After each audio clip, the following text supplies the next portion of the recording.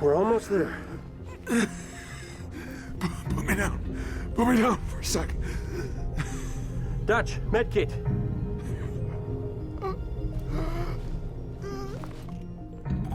What's wrong with him?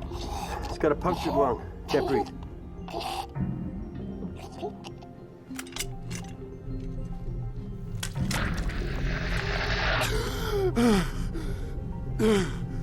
Better? Now what? Trains ran underground up to the old city. We're gonna find one of the tunnels. Walk on out of here. Alright. You're gonna carry me all the way, sweetheart? Was planning on it, but now that you're feeling better. Get the door!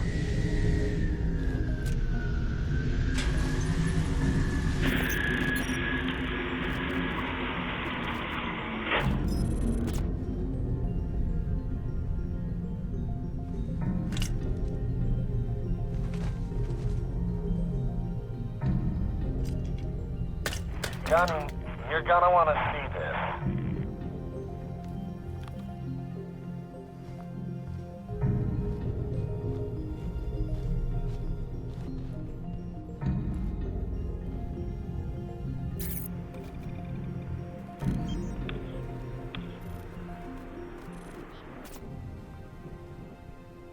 This means we're screwed, right?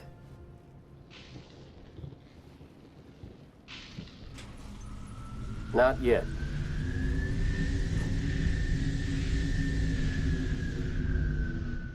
Wait here. We're gonna steal that ride. It's landing. Now's our chance. Mickey, you're with me.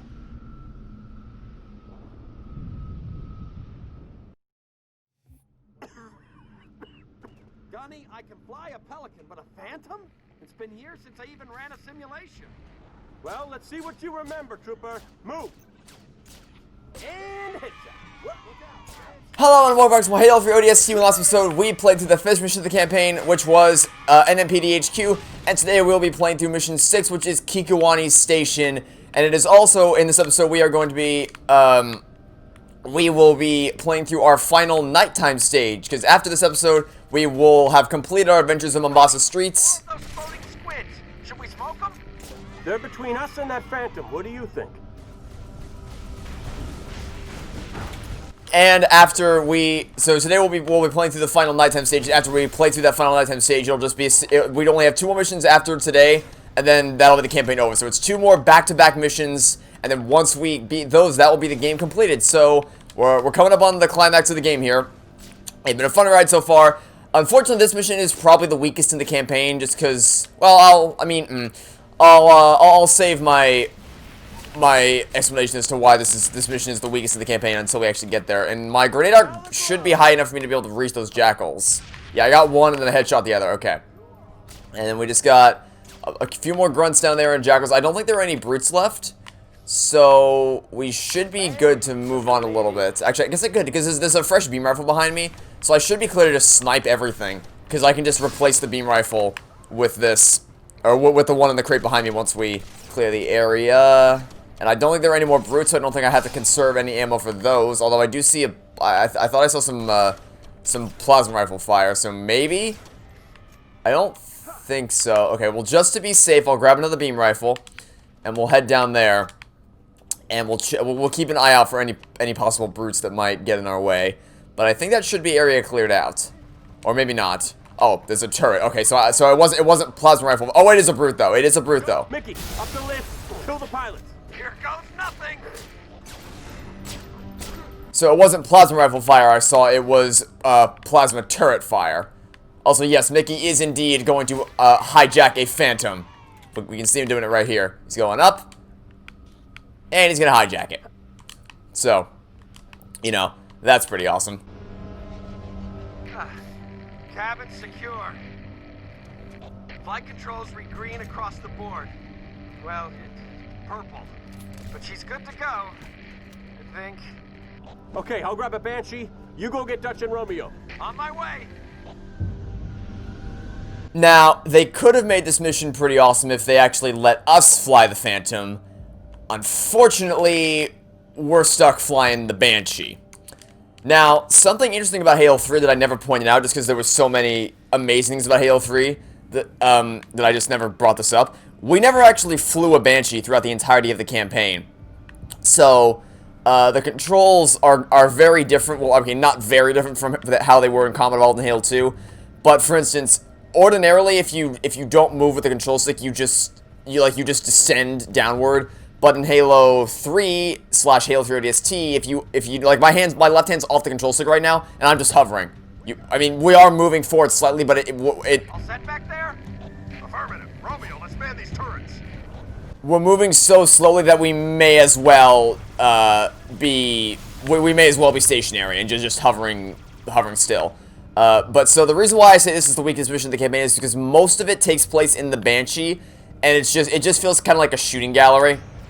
And shooting galleries can have their place. Like, for instance, the sections in Halo Reach when we were on the side of the Falcon's turret, like those were fun.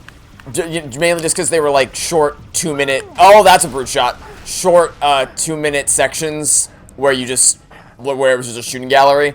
But most of this entire mission is just one giant shooting gallery in the Banshee. So, you know, it's you'll notice it's nighttime now. I've been referring to the main stages in the Mombasa streets as day stages and night stages for pretty much the entire game up until this point. But of course, now we're playing Kikowani Station, which takes place during the night, and that's because the stages or the timelines have now caught up with each other. Because the way this game's narrative is laid out, it's got two timelines running concurrently. It's the story of the rookie who's exploring Mombasa streets, trying to figure out what happened to his ODST squad. And then there's the story of that ODST squad and what actually happened to them, and you play as the ODST members trying to figure that out. Or not trying to figure it out, but rather you're playing as the ODST, playing through the events that caused that you missed out on while the rookie was unconscious, I guess I should say. So but the timelines are about to meet up. This is the last stage before the rookie's timeline and the ODST squad's timeline meet up with each other. And then the final missions of the campaign are the whole squad working together to accomplish their mission. Because you may remember from the prologue of the game that Dare clearly has a different objective than what the ODST squad thought their mission was. So now it's about time we figure out what exactly that mission was. We won't find out in this episode, but we will find out next episode. So it'll be an exciting day tomorrow when we finally got to start to get some answers as to what's going on in this game. Also, I might go back for another Banshee unless the door closed behind us, which it didn't. Okay, so depending on how our health is doing at the end of this section, I might go back to the beginning of the mission to get a new Banshee. We'll have to wait and see, because this I don't know if you noticed, this Banshee is not doing so hot, but I guess we could. I mean, we just got a checkpoint, so I guess we'll see if we can make it work. Now, let's try to shoot down the Phantom if we can. I think we can shoot it down with the Banshee. Look at that. I think we found us a squid house. Give me an angle. Oh dear God. Okay, that's a friendly. Damn aliens.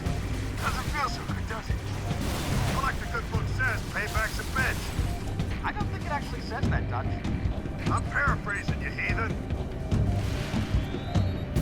Friendly Phantom is trying to take us out there. Covenant must have locked the door to the next area. I see an override switch gunning. Hang on, I'll set a beacon. Yeah, so we're gonna go open the door for our ODST friends, and boop, there we go.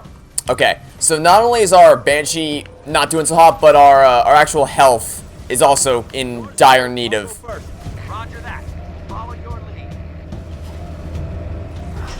Oh, there's a new Banshee right there. Oh, gotta get out of the way. Gotta get out of the way. Okay, so there's a new Banshee right there, so we don't need to go all the way back to the beginning of the mission for a new Banshee. So we'll take out this group of enemies once that bubble shield pops, and then we will replace this Banshee with the one over on the left-hand side, because this Banshee is not gonna last much longer, from what I can tell.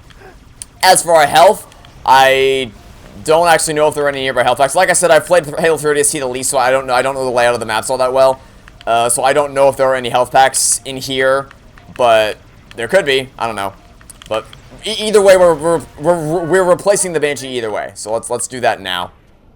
If I can hop up here which I might need to fly up with the Banshee and drop myself out, or drop myself off like this to get in this one. Oh, wait. It was just right here. Okay, never mind. I didn't realize there was a ramp leading up to it. Anyway, that's an engineer spawner over there. So let's go ahead and take this out. There we go. That blows up the Phantom as well. At least it should. In theory, maybe. Or perhaps not. That'll blow up the Phantom. There we go.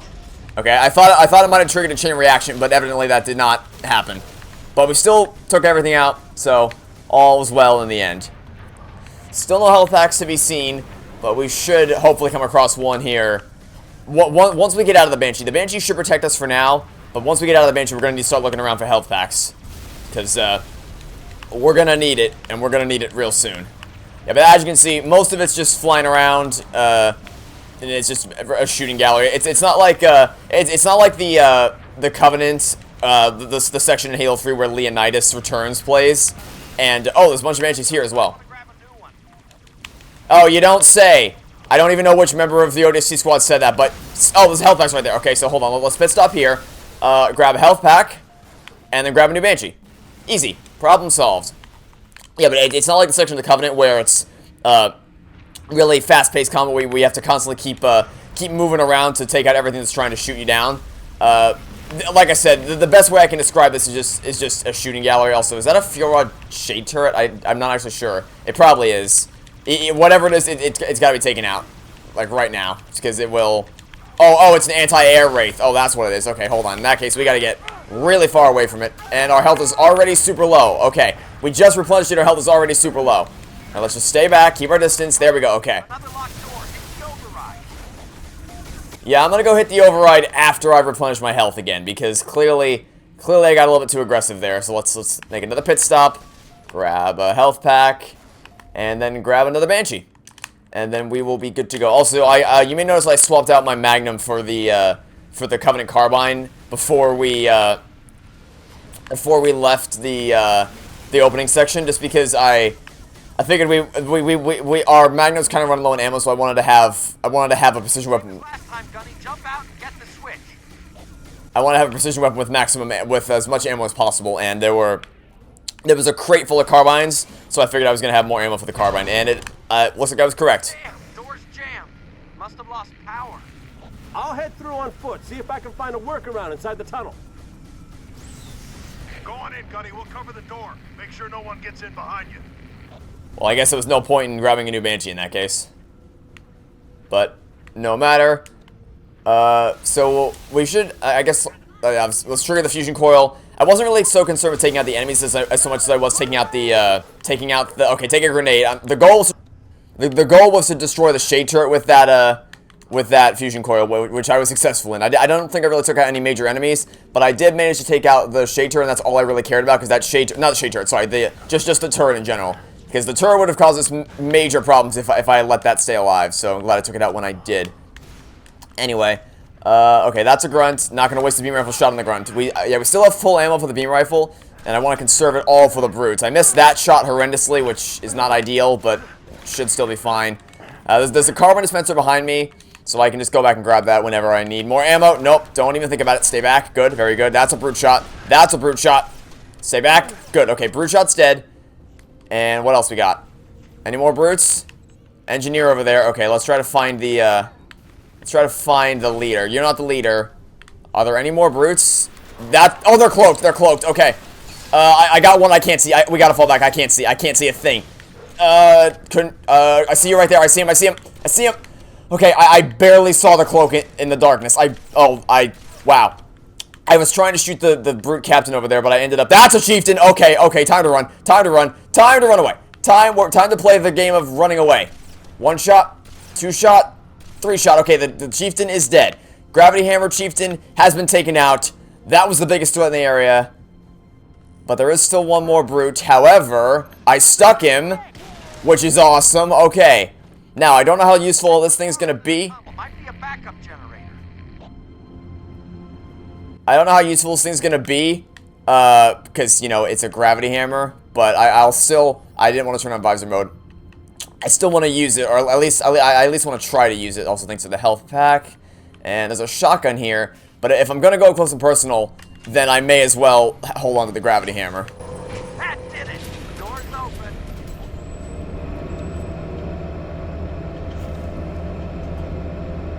And I would go back for my Banshee, but the thing is there's a new Banshee. Oh, what? You really are gonna make us walk out of this city?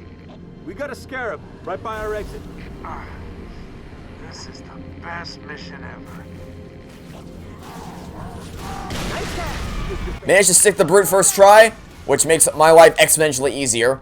Because now all I have to do is just make a break for the Scarab. Or not the Scarab, sorry, the Banshee. Which is the hardest part of the hardest part of this is, oh dear god. And that would be why that's the hardest part of this mission, is actually getting in a Banshee. Because the Scarab, because this section is really brilliantly designed, the only vehicles you can use to get over there to take down the Scarab are on the far sides of this area, but that's where the Scarab is targeting, so the only way you can guarantee that you get inside a Banshee is through pure luck. Like, will the Scarab shoot you down, or will it not? I don't know. Find out next time on today's episode of Halo 3 ODST. Especially since this one is directly in front of the Scarab. That's when things get really interesting. It's just a complete shot in the dark as to whether the Scarab's going to shoot you down or not. Will you get lucky or will you not? Who knows? But once you get a Banshee, all you have to do is just make your way over to the Scarab, like this, drop out on top, like so, and then since I have the gravity hammer, I can just go around from behind, annihilate this, like so. I said, like so, there we go. And now we just have to get the hell out of here before it gets blown up sky high. Which is not exactly very hard. Just gotta make a break for this section right here, and then we can watch the fireworks. Head into the tunnel before another one shows up. Yeah, it's not really fun or engaging. Did something survive? How did it? Okay, I think a brute somehow survived that explosion and is hiding in the wreckage somewhere. Your 18 showing up, you little liver thrower. How in the world did that brute survive that explosion? I have no idea. But it did. So, now all we gotta do is just destroy the engineer spawners.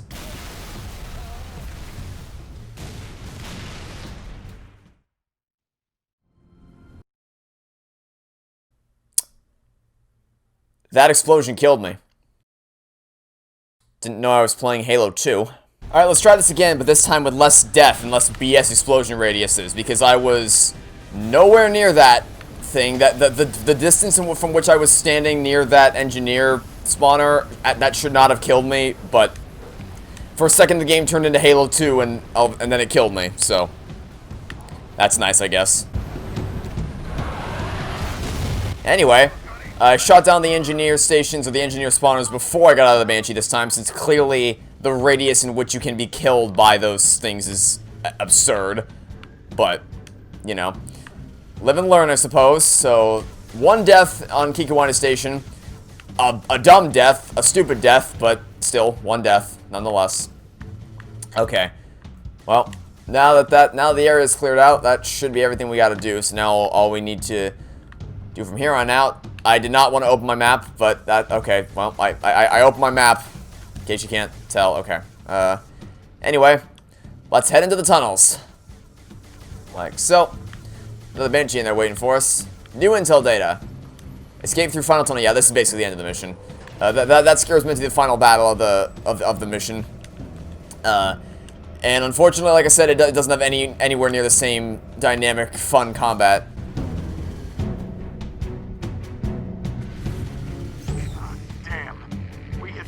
Jackpot. Take him out, Gunny, so we can get through. Doesn't have anywhere near the same level of dynamics or fun combat that the Halo 3 Scarab encounters do.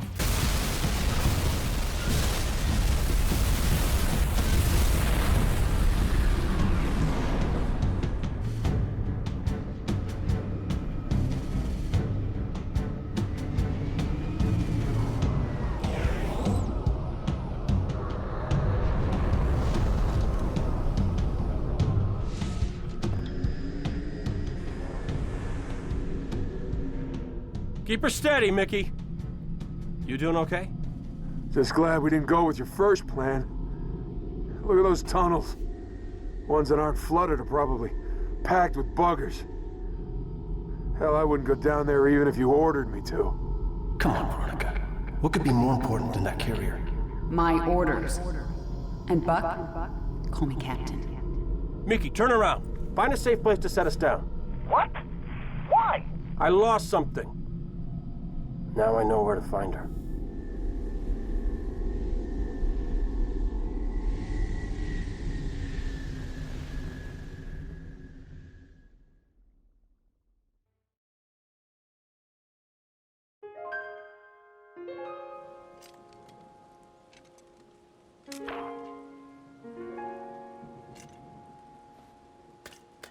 Can anyone hear me? This is Captain Veronica Dare. My beacon is active. Need immediate assistance. Someone, please respond.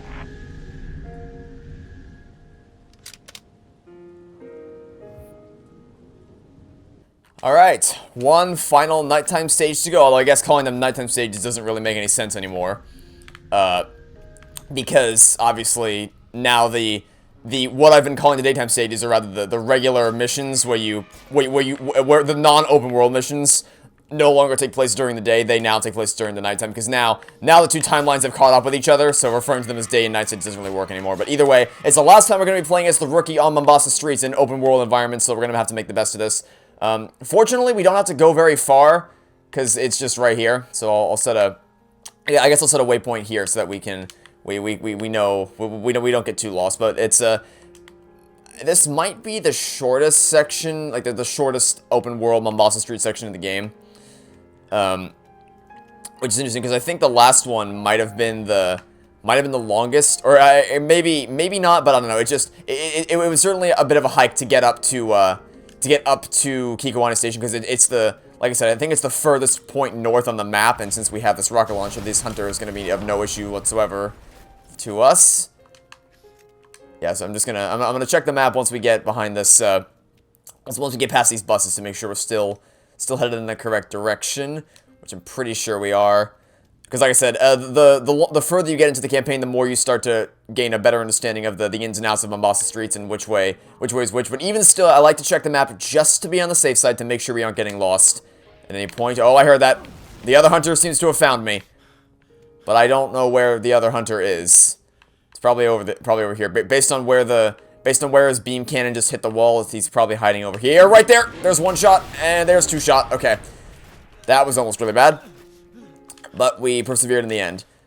Okay, so one final check. Yep, we're heading in the correct direction. So let's just make sure we're gonna have to make a left turn here to head to the underground access point, because as I said, we are about to hit the point where there is no more open world, and it's just going to be two more back-to-back missions that make up the climax of Halo 3 ODST, and then that will be the game completed 100%. All right, so now I'll set a waypoint up here, and then from that point onward, it's basically just a straight shot to Data Hive, which is the penultimate mission of the campaign. And also, I haven't been going for all the audio logs because once you find all the audio logs once, you can't find them again. But if you find all the audio logs, there is a secret little thing in Data Hive that you can discover, and I'll be sure to point that out when the time comes. Okay, there's something around this corner. What's it going to be? Is it going to be a group of jackals? Group of grunts? Oh, I think that might be a sniper. Yep, that's definitely a sniper. Definitely a sniper. Did you have a partner, or is it just you? Looks like it was just you. Okay. The question is, do I want... Because whatever weapons I take here are going to come with me into the next section. Do I want a beam rifle or rocket launcher? The beam rifle will last longer, but the rocket launcher will do more immediate damage. Oh, okay, well, my answer for the moment is we're going to need a beam rifle, because I'm not going to risk getting sniped by you. Not after having come this far. Oh, dear God, okay. Well, it appears my question has been answered for me, because we're going to need to use the beam rifle to take you out right here, right now.